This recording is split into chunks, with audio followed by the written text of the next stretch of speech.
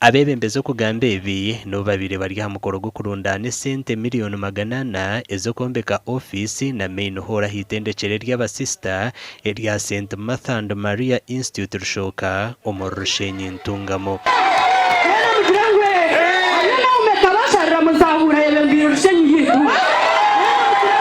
Tureba baza ha mukino bataho mwihanga ryitu, tureba kasese, tureba kamwenje, buri omwe yanatambura mu cyaro abeke afuru ninga jiro kwerinda amanyo muntu iziro mu cyaro kuba ko batakubetegereza babase kutera polisi ninga ba reportingira Abebembezi. Orareto mujenyi amuru reporting owa chairman LC1 rebiteka umujenyi yija bamu reporting owa chairman LC1 mware bo muntu mutakumanya mu trading center ariyo nanywa nimwe abuka ni mwangu no kunywa ni kuza kuba ariyo nanywa nimwe nakora ki ogo muntu murebeke ngu mwa reportinga. Sister Frederick Komugisha mukuru w'itendekero rya St. Martha and Maria nagamba ngo itendekero rikatandukwaho abasista aba Daughters of Divine Charity okuhera abana na munonga babisha batine kiyamba na munonga abana babishi n'ekizubu abazire bingi tibakakunda kushomesa abana baba babishi bakunda kushomesa bozo dera bishi babareke nyuma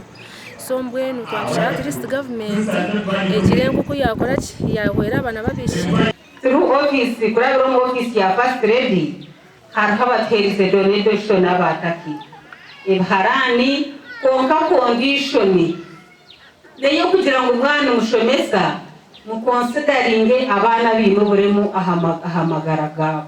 aha mukoro ogu mama Janet Kataha Museveni abahire miliyoni 10 rero bataka maternity yabaha miliyoni 1 kandi sente zirukika miliyoni 20 nazo zirundinwe ahari miliyoni 800 zirikwetengwa aha bwa TV West ndi Elias Rutugusa.